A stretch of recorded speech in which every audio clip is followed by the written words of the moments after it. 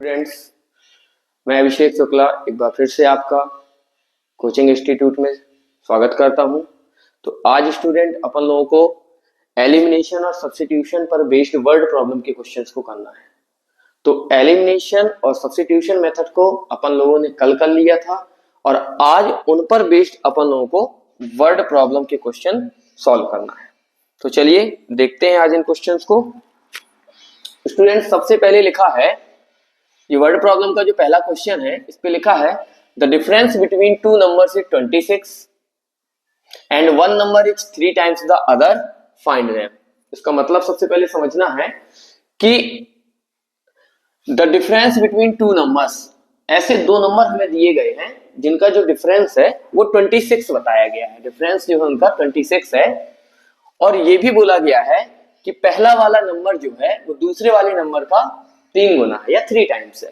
तो दोनों नंबर क्या होंगे? तो सबसे पहले हम इसमें देखते हैं कि हमें दोनों नंबर पता नहीं है, तो सबसे पहले हम वो दो नंबर लेट कर लेंगे कि वो दो नंबर हमारे कौन से होंगे। तो सबसे पहले अपन को वो दो नंबर पता नहीं है, तो आप दोनों नंबर को लेट कर लो। तो यहां पर लिखेंगे let the first number be x and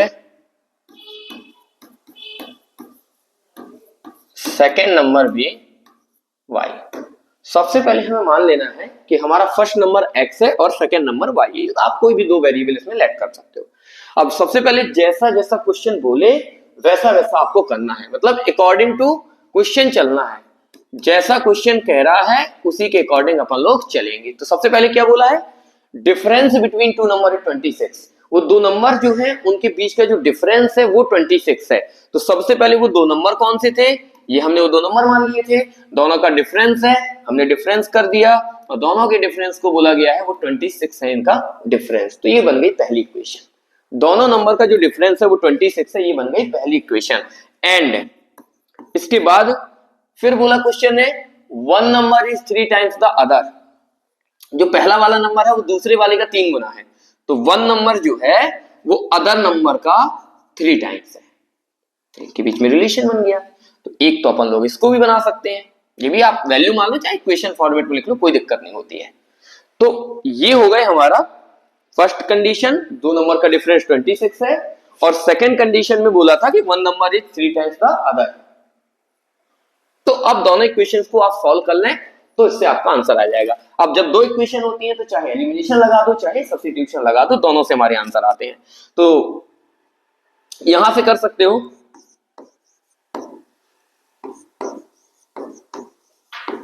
put the value of x in equation first.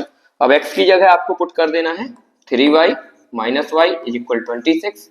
यहां से आ जाएगा 2y इज इक्वल 26 और y की वैल्यू आ जाएगी 26 अपॉन 2, 13 टाइम्स जाएगी और y की वैल्यू हमारी 36 बार आ जाएगी और यहां पर हमारा y का जो वैल्यू आएगा निकल के y इज इक्वल 13, ये y की वैल्यू निकल गया। अब आपको x की वैल्यू निकालना, तो इस y की वैल्यू को आप इक्वेशन फर्स्ट या सेकेंड में पुट कर दीजिए तो x की वैल्यू आ जाएगी। तो यहां पर हम लिखेंगे put the value of y in equation first. y की वैल्यू इक्वेशन फर्स्ट या चलो फर्स्ट या सेकेंड कहीं भी रख दो जहां ज्यादा कंफर्टेबल हो। ये हो जाएगा 3 इंटू 13 और ये आ जाएगा आपका आंसर x इज इक्वल 39। ये हो जाएगा करेक्ट आंसर। तो यहां तक आपको बस लास्ट में लिख देना है यहां से कि hence two numbers are 39 and 13, correct answer. तो बच्चों इतना सिंपल क्वेश्चन था। ये वर्ड प्रॉब्लम के जितने भी क्वेश्चन होते हैं इनमें आपको अकॉर्डिंग टू क्वेश्चन चलना है। जैसा जैसा क्वेश्चन कहे उसके अकॉर्डिंग अगर आप चलेंगे तो बड़े ही आराम से आपके आंसर आ जाएंगे। तो चलिए स्टूडेंट देखते हैं अपन लोग अब next question.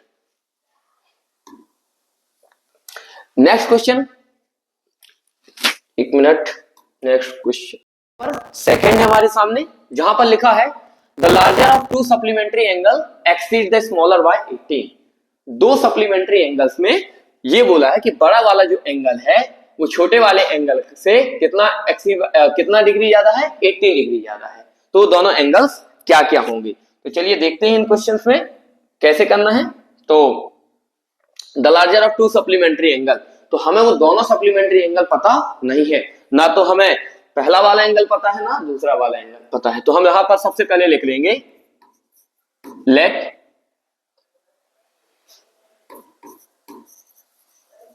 larger angle be x and smaller angle be y। मान लो कि लार्जर एंगल जो है वो x है और स्मॉल वाला एंगल जो है वो y है। अब आप अकॉर्डिंग टू क्वेश्चन भी चल सकते हैं। अकॉर्डिंग टू क्वेश्चन के अकॉर्डिंग बोला है उसने कि बड़ा वाला एंगल छोटे वाले एंगल से 18 ज्यादा है, तो ये बड़ा वाला एंगल ये है, छोटा वाला एंगल ये है, दोनों के बीच में जो रिलेशन बोला है वो कह रहा है 18 ज्यादा है। तो बड़ा वाला एंगल छोटे वाले एंगल से 18 ज्यादा है, तो ये हो गया। यहां से आप अगर चाहो, यहां से अगर आप चाहो तो y को इधर ले आओ। अगर आपको इक्वेशन फॉर्मेट में बनाना है तो ऐसे बना लो। इक्वेशन नंबर फर्स्ट हो गया। अब इसके बाद दूसरी कंडीशन कहां से लाओगे, दूसरी कंडीशन हमें क्वेश्चन में नहीं दी गई है कि दूसरी कंडीशन हम क्वेश्चन से नहीं देखेंगे, लेकिन क्वेश्चन में एक वर्ड जरूर दिया गया है बच्चों। अगर वर्ड आप देखो तो वर्ड दिया है सप्लीमेंट्री। सप्लीमेंट्री एंगल क्या होते हैं, सप्लीमेंट्री एंगल, तो एक तो कंडीशन हमें मिल जाएगी वी नो दैट से कि सप्लीमेंट्री एंगल वो एंगल होते हैं जिनमें दो एंगल का सम 180 डिग्री होता है, उसे हम सप्लीमेंट्री एंगल कहते हैं। तो यहां से लिख सकते हो we know that the sum of two supplementary, the sum of two supplementary, the sum of two supplementary angles are 180 degree.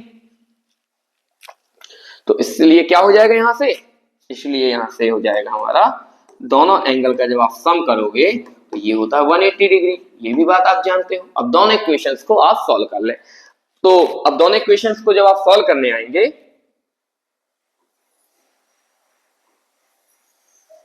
तो आपके पास ये दोनों इक्वेशंस दी हैं, तो आप यहां पर लिख सकते हैं from equation first and second, from equation first and second. First equation में लिखा है x minus y is equal to 18 और सेकेंड इक्वेशन जो दी गई थी आपको उसमें लिखा था x plus y is equal 180। जब हम इसको सब्ट्रैक्ट करेंगे तो साइन हम चेंज कर देते हैं इसके, x से x कट गया, माइनस वाई और माइनस वाई कितना हो जाएगा, माइनस का 2y हो जाएगा। इनको जब सब्ट्रैक्ट करेंगे तो माइनस का 162 हो जाएगा, माइनस से माइनस कैंसिल हो गया। जी इसको कट करेंगे तो 2 8 जा 16, 2 1 जा 2, तो y की वैल्यू कितनी आ गई यहां से 81 आ गई। अब पुट कर दो y की वैल्यू को, put the value of y in equation. किसी भी इक्वेशन में पुट कर सकते हो, चाहे आप फर्स्ट में पुट कर दो चाहे आप सेकेंड में पुट कर दो। मान लो आपने फर्स्ट में पुट करना है तो फर्स्ट में पुट कर दीजिए, तो y minus 81 is equal to 18 हो जाएगा, सॉरी x माइनस 81, तो यहां से 18 माइनस का 81 उधर जाके प्लस का हो जाएगा और ये आ जाएगा यहां पर 99। तो आपको यहां पर दोनों एंगल्स मिल चुके हैं, जिसमें से लार्जर वाला एंगल जो है और स्मॉलर वाला एंगल मिले हैं, जिसमें लार्जर वाला 99 डिग्री है और स्मॉलर एंगल जो है वो 81 है। लास्ट में आप लिख भी सकते हो कि hence larger angle is 99 degree and smaller angle is 81 degree. तो स्टूडेंट्स ये सेकंड क्वेश्चन है आपका, इसको भी बहुत अच्छे से समझ में आ गया होगा। चलिए अब देखते हैं अपन लोग next question, question number third. Question number third में अपन आगे बढ़ेंगे और थर्ड क्वेश्चन भी बहुत ही गजब का क्वेश्चन है। यहां पर लिखा है the coach of a cricket team buy 7 bat and 6 ball for 3800 rupees. एक किसी क्रिकेट टीम के कोच ने 7 बैट और 6 बॉल 3800 रुपीज में परचेस किया है। लेटर बाद में उसने 3 बैट और 5 बॉल 1750 रुपीज में खरीदे हैं। तो ये बताना है, एक बैट और एक बॉल का रेट बताना है। तो अपन को अभी ईच का पता नहीं है ना, तो एक बैट कितने रुपए का ये भी नहीं पता, और एक बॉल की कीमत भी अपन को पता नहीं है। तो चलिए देखते हैं। तो सबसे पहले अपन से जो पूछा है, find the cost of each bat and each ball, मतलब एक बैट और एक बॉल का। तो अपन लेट कर लेते हैं। यहां पर लिखेंगे let the cost of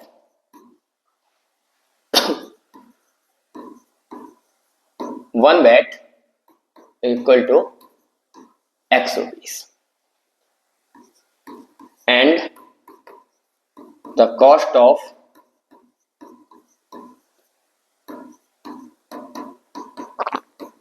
one ball is equal y rupees. मतलब एक बैट मान लो x रुपए का आया और एक बॉल मान लो y रुपीज की आई। अब इसके बाद जैसा भी लिखा हो वैसा आपको करना है क्वेश्चन में। तो बच्चों एक बात का ध्यान है, ये ATQ का मतलब होता है अकॉर्डिंग टू क्वेश्चन होता है 7 बैट और 6 बॉल 3800 रुपीज में खरीदे। तो आप मुझे एक बात बताएं, जब एक बैट x रुपए का है तो 7 बैट कितने के होंगे? 7x के होंगे, आप कहोगे। जब एक बॉल y रुपए की है तो 6 बॉल 6y की हो जाएगी। टोटल बिल बना 3800 रुपीज का। ये हो जाएगी हमारी इक्वेशन नंबर फर्स्ट। इसके बाद में क्या लिया गया? बाद में 3 बैट और 5 बॉल। भाई एक बैट x 1x का है तो 3 बैट 3x रुपए के, एक बॉल y रुपए की तो 5 बॉल 5y रुपीज, और यहां पर हो जाएगा 1750 रुपीज बिल। अब आप दोनों इक्वेशंस बना चुके, चाहे आप इसको एलिमिनेशन से करिए चाहे सब्स्टिट्यूशन से, आंसर आपका वही आने वाला है। तो सबसे पहले अगर अपन एलिमिनेशन की तरफ जाते हैं तो एलिमिनेशन में मैंने आपको बताया था कि एलिमिनेशन में आपको वेरिएबल सेम करना है। अगर आपने वेरिएबल सेम कर लिए तो आपका आंसर बड़े आराम से आ जाना है। तो आप चलिए इसमें वेरिएबल कर लीजिए सेम। x के वेरिएबल करेंगे तो 3 का मल्टीप्लाई जाएगा 7 की तरफ और 7 का मल्टीप्लाई हो जाएगा 3 में। तो लिखेंगे यहां पर multiplying equation first by 3 and equation second by 7 करिए। तो 3 का मल्टीप्लाई ऊपर करिए, इक्वेशन फर्स्ट में सभी टर्म्स में कर दीजिए। तो 3 7 जा 21x, 3 6 जा 18y, और 3 का इसमें करें तो ये आ जाएगा। इसके बाद 7 का कर दीजिए नीचे, 7 3 जा 21x, 7 5 जा 35y इक्वल टू 7 का इसमें कर दीजिए तो 7 0 आ जाएगा, 5 3 7 7 जब 49 3 52 5 और ये आ जाएगा यहाँ से 12। अब इन दोनों को आप सॉल्व कर लें। जब आप इसको सॉल्व करेंगे, सब्ट्रैक्ट कर रहे हैं तो साइन इनके चेंज कर देना है। यहां से ये कट गए, इनका डिफरेंस देखोगे तो 17y, माइनस का नंबर बड़ा है तो माइनस का आ जाएगा, और इनका डिफरेंस देखोगे बेटा तो 0 5 8, और माइनस का नंबर बड़ा है तो माइनस का साइन आएगा। माइनस से माइनस कैंसिल हो गए और यहां y की वैल्यू हम निकाल लेंगे। यहां y की वैल्यू निकाल लेंगे। y की वैल्यू जब अपन लोग निकालेंगे तो y इक्वल टू आ जाएगा अपॉन 17, इससे काटेंगे तो हमारा 50 आ जाएगा। मतलब यहां पर y की वैल्यू कितनी आ गई है बच्चों? 50 आ गई। मतलब एक बॉल की जो कीमत है ना वो 50 रुपए है। अब इस y की वैल्यू को आप किसी इक्वेशन में भी रख दें, आपका x का वैल्यू आ जाएगा। Put the value of y in equation, आप देखो कंफर्टेबल जहां पे लगे वहां पे पुट कर लो। इन इक्वेशन मान लो सेकेंड कर रहे हैं हम, तो यहां हो जाएगा 3x प्लस 5, और y की प्लेस पर क्या रखना है? 50 रख देना है, और इसके बाद जो भी लिखा है उसको लिख देना। सॉरी। तो इसके बाद 3x प्लस ये हो जाएगा हमारा 250 और ये 250 हमारा उधर जाएगा तो माइनस में चला जाएगा और यहां से आ जाएगा 1500 और x की वैल्यू जब निकल के आएगी तो 1500 में से 3 का डिवाइड करेंगे तो यहां से आ जाएगा 500। तो x की वैल्यू आ गई 500 रुपीज। तो हमें एक बैट और एक बॉल की कीमत हमने x और y मानी थी, तो एक बैट की कीमत x रुपीस है तो यहाँ x इज इक्वल 500 रुपीस आ गया। एक बॉल y रुपीस की थी तो यहाँ 50 रुपीस आ गया। तो लास्ट में लिख सकते हो, लास्ट में आप लिख सकते हो hence the cost of one bet is 500 rupees and cost of one ball is 50 rupees. That's answer. इतना सिंपल क्वेश्चन था बच्चों। तो बड़े ही आराम से ऐसे क्वेश्चंस को बनाना है। वर्ड प्रॉब्लम में कोई भी इशू नहीं होना चाहिए, एकदम एक ही पैटर्न पे है सारे क्वेश्चंस। बस आपको ध्यान देना है कि क्वेश्चन हमसे कह क्या रहा है। क्वेश्चन की वर्डिंग अगर समझ में आ गई तो सारे क्वेश्चंस आप एकदम निपटा दोगे। तो आइए बढ़ते हैं नेक्स्ट क्वेश्चन में। क्वेश्चन नंबर ये आपका रहा वर्ड प्रॉब्लम का 4th क्वेश्चन। ये भी बहुत ही अच्छा क्वेश्चन है, देखने में लेंदी लग रहा है, बाकी रियल में ये क्वेश्चन बहुत ही आसान है। इसमें लिखा है, एक बार रीड करते हैं इसको। इसमें लिखा है कि the taxi charges in a city, एक सिटी में टैक्सी जो चार्जेस है in a city consist of a fixed charge together with the charge for the distance covered. मतलब इसको दो प्रकार से इन्होंने बना दिया। मतलब एक तो कह दिया भैया टैक्सी का जो चार्ज है वो एक फिक्स चार्ज जो है वो लगेगा, इसके अलावा जितना आप एक्स्ट्रा किलोमीटर, जितने किलोमीटर आप एक्स्ट्रा चलोगे उसका आपको अलग लगेगा। मतलब टैक्सी में जैसे ही आप बैठते हो तो उसका चार्ज अलग बोल रहे हैं और जितने किलोमीटर आपको जाना है उसका चार्ज अलग लगेगा। ठीक है। For a distance of 10 kilometre, 10 kilometre किसी व्यक्ति ने मान लो चला तो उसने 105 रुपए 105 रुपीज पे किया। तो ये 105 रुपीज में जो ना, ये 105 जो उसने पे किया है, ये जो भी 105 रुपीज उसने पे किया है, तो ये 105 रुपीज में उसने दो प्रकार का चार्ज दिया है। ये 105 रुपीज में उसने पहले तो फिक्स्ड चार्ज दिया है और ये इसके बाद दिया है पर किलोमीटर एडिशनल चार्ज, पर kilometre additional charge.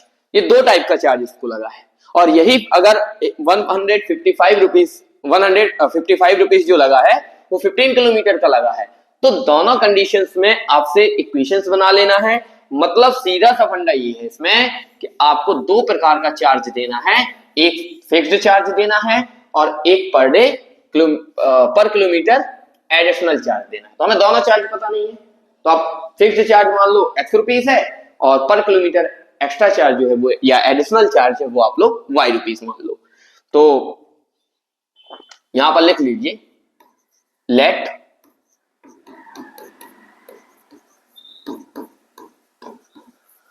Fixed charge भी, मान लो फिक्स्ड चार्ज जो है वो x रुपए है, एंड पर किलोमीटर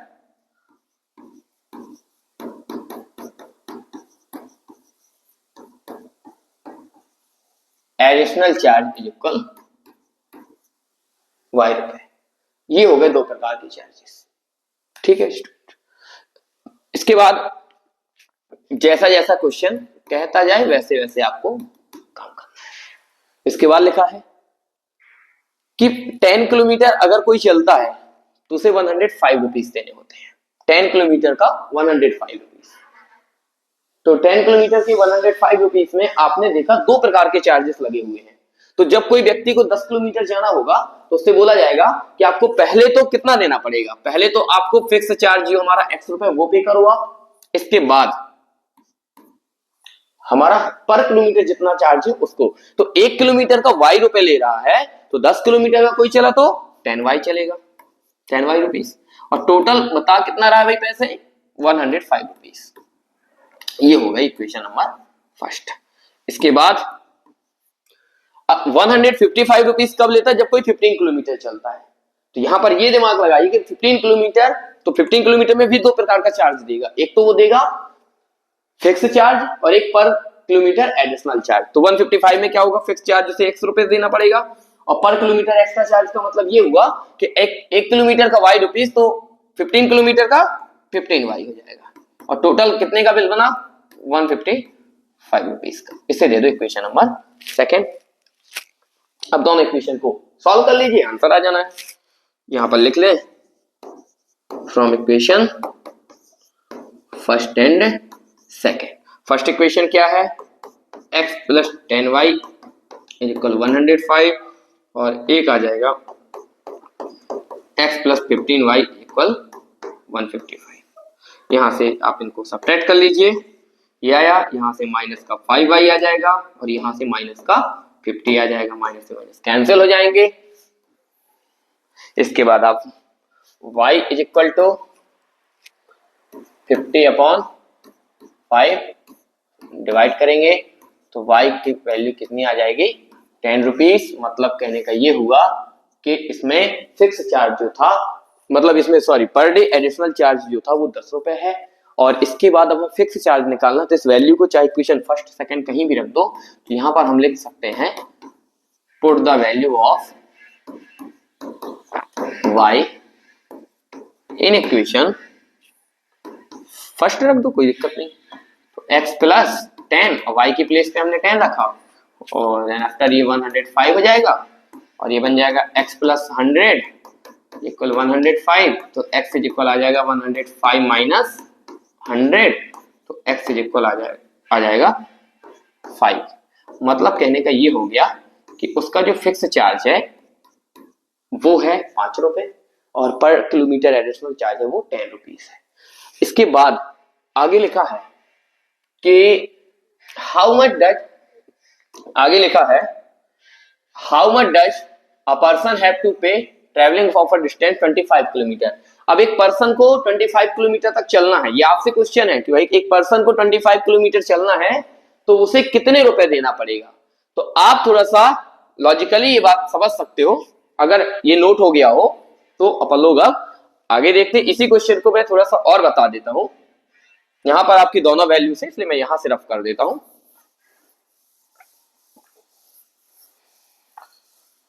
यहां लिखा है अगर कोई पर्सन है वो 25 किलोमीटर चल रहा है, ये तो आप ऐसे ही समझ जाओगे, ये तो आप ऐसे ही समझ जाओगे कि अगर कोई पर्सन 25 किलोमीटर चलता है, उसने बोला ना 25 किलोमीटर अगर चलेगा तो क्या होगा, 25 किलोमीटर की बात है, तो आप कहोगे इसमें दो प्रकार के चार्जेस उसको देना पड़ेगा। एक तो उसे फिक्स चार्ज देना पड़ेगा, और दूसरा क्या देना पड़ेगा, जो उसे पर किलोमीटर एडिशनल चार्ज लगाया गया, पर किलोमीटर जो उसे एडिशनल चार्ज देना पड़ेगा। तो दिमाग लगा सकते हो बेटा यहाँ पर कि फिक्स चार्ज तो हमारा x रुपए ले रहे हैं, और पर किलोमीटर एडिशनल चार्ज जो ले रहे हैं वो कितना ले रहे हैं भाई, y रुपए ले रहे हैं। तो आप ऐसे भी कर सकते हो कि 25 किलोमीटर चलना उसको, ये तो थोड़ा सा मायने रखता है ना भाई, 25 किलोमीटर उसकी डिस्टेंस है, तो 25 किलोमीटर में उसे देना पड़ेगा पहले फिक्स चार्ज x रुपए, और 1 किलोमीटर का y रुपए, तो 25 किलोमीटर का 25y हो जाएगा। टोटल उसका बिल कितने का बनेगा, तो आप कह दो कि भाई x की वैल्यू हमारी आई थी यहाँ से 5, तो हम x की प्लेस पे 5 रख देंगे, और 25, और y हमारा मतलब पर किलोमीटर वाला चार्ज है 10, तो यहाँ से आपका बन जाएगा 5 प्लस 250 इज इक्वल 255, मतलब 255 रुपए, 255 रुपीज उसे देना पड़ेगा। तो ये था कुछ क्वेश्चन, थोड़ा तो लॉजिकली था, बाकी क्वेश्चन की लेंथ में मत जाओ, कितना बड़ा क्वेश्चन है कैसे सॉल्व होगा, देख लिया आप लोगों ने, इतना सिंपल वे में सॉल्व हो गया। ठीक है स्टूडेंट्स, तो बढ़ते हैं नेक्स्ट क्वेश्चन में, और ये है हमारा वर्ड प्रॉब्लम का लास्ट क्वेश्चन, तो इसको और जल्दी से देख लेते हैं। सबसे पहले क्वेश्चन में लिखा है अ फ्रैक्शन बिकम्स 9/11, एक फ्रैक्शन 9/11 हो जाता है, उसकी फिर शर्त बता दी गई है कि if 2 is added to both the numerator and denominator, अगर किसी फ्रैक्शन के न्यूमरेटर और डिनोमिनेटर में 2 ऐड कर दिया जाता है तो वह फ्रैक्शन की जो वैल्यू है 9/11 हो जाती है। ठीक है, इसके बाद लिखा है अगर 2 की बजाय 3 ऐड किया गया होता तो फ्रैक्शन वैल्यू 5/6 हो जाती। तो वो फ्रैक्शन क्या है, सभी बच्चे अच्छे से जानते हो कि फ्रैक्शन क्या होता है, जो आपका x/y या p/q के फॉर्मेट में लिखा होता है वही फ्रैक्शन होता है, जिसमें न्यूमरेटर भी होता है और डिनोमिनेटर भी होता है, उसे हम फ्रैक्शन कहते हैं। तो सबसे पहले आप फ्रैक्शन बनाने के लिए बेसिक नीड होती है न्यूमरेटर होना चाहिए और डिनोमिनेटर होना चाहिए। तो सबसे पहले हम मान लेते हैं कि लेट कर लेते हैं यहां से let the numerator be x, let the numerator be x and denominator भी y। मान लो न्यूमरेटर x है और डिनोमिनेटर y है। तो आप सब लोग अच्छे से जानते हो कि जो हमारा फ्रैक्शन बनेगा ना, जो बच्चों हमारा फ्रैक्शन बनेगा, फ्रैक्शन क्या बन जाएगा, फ्रैक्शन बनेगा आप कहोगे सर x/y, फ्रैक्शन हमारा यही बन जाएगा। ठीक है, जो हमारा फ्रैक्शन बनेगा वो x/y, मतलब अगर हम x और y की वैल्यू निकाल ले गए तो फ्रैक्शन अपने आराम से आंसर आ जाना है। तो चलिए देखते हैं अकॉर्डिंग टू क्वेश्चन। चलो अकॉर्डिंग टू क्वेश्चन में अगर अपन लोग आए तो उसमें लिखा है 2 is added to both numerator and denominator. Numerator क्या है, आप कहोगे x, कह रहा दोनों में, तो न्यूमरेटर में मैंने 2 ऐड कर दिया, और क्या बोला, कह रहा डिनोमिनेटर में भी 2 ऐड करना है। लो भाई डिनोमिनेटर में भी 2 ऐड कर दिया, तो कह रहा फ्रैक्शन वैल्यू 9/11 हो जानी है, तो लिख दो 9/11 की इक्वल हो गया। इतना सा काम करना था कि अगर न्यूमरेटर और डिनोमिनेटर दोनों में 2 ऐड कर दिया जाए तो 9/11 हो जाता है। अब चलो इसको सिंप्लीफाई कर लेते हैं जल्दी से। 11 का x में करेंगे, भाई क्रॉस इंटू होता है तो सबने पढ़ रखा होगा। 11 का x में होगा तो 11x, 11 का 2 में करेंगे तो 22, 9 का y में करेंगे तो 9y, 9 का 2 में करेंगे तो 18 हो जाएगा। अब थोड़ा सा सेपरेट कर लो, वेरिएबल एक तरफ कांस्टेंट एक तरफ, तो यहां से हो जाएगा 11x minus 9y is equal minus का 4, इक्वेशन नंबर फर्स्ट जी हो गया यहां से। ठीक, अब नेक्स्ट इसकी कंडीशंस पे आते हैं। नेक्स्ट कंडीशन में लिखा है, नेक्स्ट कंडीशन में लिखा है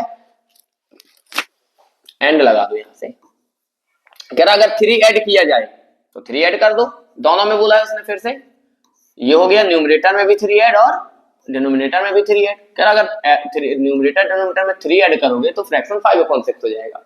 इसको भी सिंप्लीफाई कर लीजिए, इसको भी सिंप्लीफाई कर लीजिए। इसको जब हम सिंप्लीफाई करेंगे तो 6 का x में करेंगे तो 6x हो जाएगा, और 6 का 3 में करोगे तो 18 हो जाएगा। 5 का y में करोगे तो 5y हो जाएगा, 5 का 3 में करोगे तो 15 हो जाएगा। ये हुआ है यहाँ पर क्रॉस मल्टीप्लाई। यहां से आ जाएगा 6x माइनस 5y, यहां से बनेगा 15 माइनस 18, और यहां से बन जाएगा 6x minus 5y equal minus का 3। इसे दे दो इक्वेशन नंबर सेकेंड। अब दोनों इक्वेशंस को अपन सॉल्व करेंगे और अपना आंसर बड़े आराम से ले आएंगे। तो देखते हैं, अपन चाहे इसमें एलिमिनेशन लगा लें चाहे सब्स्टिट्यूशन लगा लें, इससे कोई दिक्कत नहीं होनी है। तो सबसे पहले आप देख लो इक्वेशन में, अगर आप एलिमिनेशन नहीं लगाने जा रहे हो तो देखो x के वेरिएबल या y के वेरिएबल दोनों डिफरेंट है, तो आप मल्टीप्लाई कर लीजिए। तो आप यहां पर लिखेंगे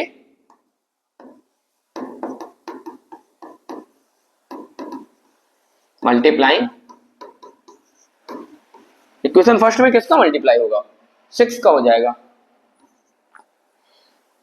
and equation second by, second में हो जाएगा फर्स्ट वाले कोफिशिएंट का 11। तो कर दीजिए, 6 का मल्टीप्लाई पहले इस पूरे में कीजिए तो 11 6 66 हो जाएगा। यहां से 6, यहां से जब करोगे आप लोग 6 का 9 में 6 9 या 54 इज इक्वल माइनस का 24, और जब इसका 11 का इसमें करोगे तो ये भी 66x आ जाएगा, ये माइनस का 55y हो जाएगा, और 11 का इधर करोगे तो माइनस का 33 हो जाएगा। सॉल्व कर लीजिए, माइनस से तो प्लस हो जाएगा, माइनस से तो प्लस हो जाएगा, ये कैंसिल हो जाएंगे।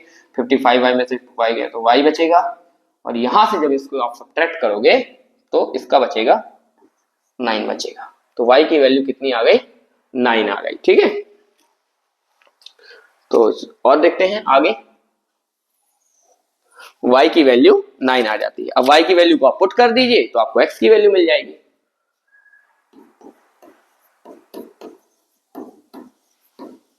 Put the value of y in equation, अब चाहे फर्स्ट में करिए सेकंड में, लेट्स सपोज अगर मैं सेकंड में ही कर देता हूं, कोई दिक्कत नहीं होनी है।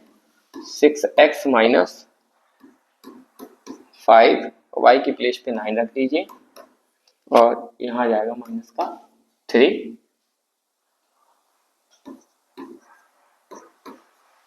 ये आ जाएगा 45 माइनस का 3, यहां जाएगा तो -3 प्लस 45 हो जाएगा, और यहां जब करोगे तो प्लस का 42 आ जाएगा, और x की वैल्यू आ जाएगी 42/6, कट करेंगे तो 7 जा जाएगा, और x की वैल्यू 7 आ गई।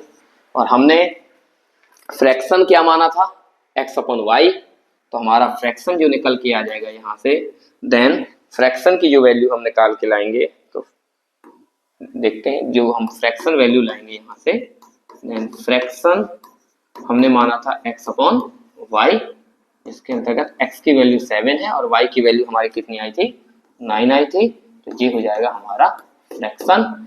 ठीक है, अब फ्रैक्शन में आपने आंसर दे दिया और आपका यही परफेक्ट आंसर हो जाएगा।